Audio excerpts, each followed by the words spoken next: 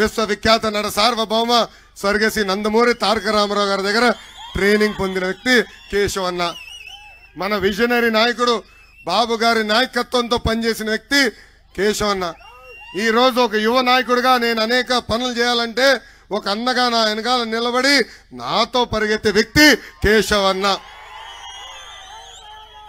నాతో పరిగెడుతున్నారు, నా వెనకాల పరిగెడుతున్నారు. నాకు లీట్లా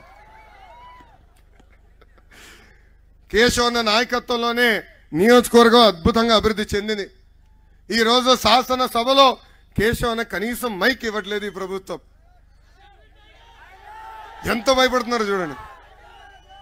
అరే అసెంబ్లీ పులి కేశవ్ అన్న. అసెంబ్లీలో ఒక పిల్లి కూడా ఉందండి. అసెంబ్లీలో ఒక పిల్లి కూడా ఉంది. ఆ పిల్లి పేరేంటి తెలుసా?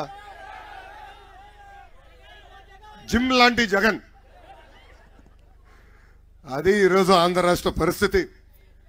మన ప్రభుత్వం ఉన్న 5 సంవత్సరాల్లో ఎప్పుడు లేని విధంగా ఉరవకొండ నియోజకవర్గ అభివృద్ధి చేసింది కేశవ్ అన్న. ఆనాడు శాసనసభ్యుడు కాకపోయినా ఎప్పుడు నా వెనకాల తిరిగి నాకు ఈ రోడ్డు కావాలి, ఆ సీసీ రోడ్ వేయించండి, ఆ తాగునీటి పథకం పూర్తి చేయమని ఎప్పుడు నన్ను వెంటాడేవారు. నేను శాసనసభలో మంత్రిగా ఉన్నప్పుడు బయటికి వచ్చి కనీసం టాయిలెట్కి వెళ్ళాలని రెడీగా ఉన్నాడు ఆయన కాగితాలు పట్టుకుని. ఇదిగో ఈ ఒక్క కాగితం సంతకం పెట్టు, ఈ పని అయిపోతుందని చెప్పి పని చేయించుకున్న వ్యక్తేనా.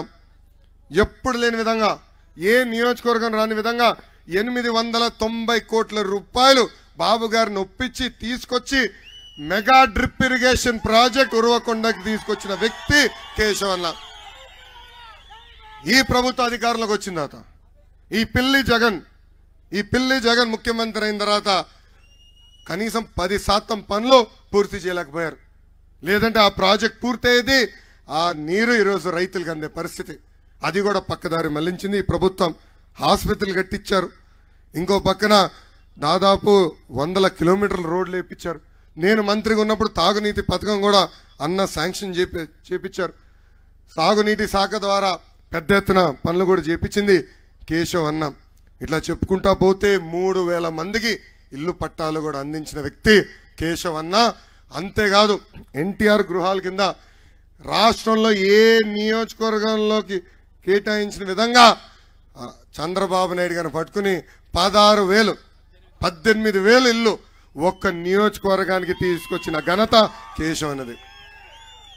ఈ సభాముఖంగా ఇక్కడున్న మాజీ శాసనసభ్యుడు 2014 నుంచి 19 వరకు శాసనసభ్యుడిగా పనిచేసిన విశ్వేశ్వరరెడ్డి నేను సూటిగా ప్రశ్నిస్తున్నా.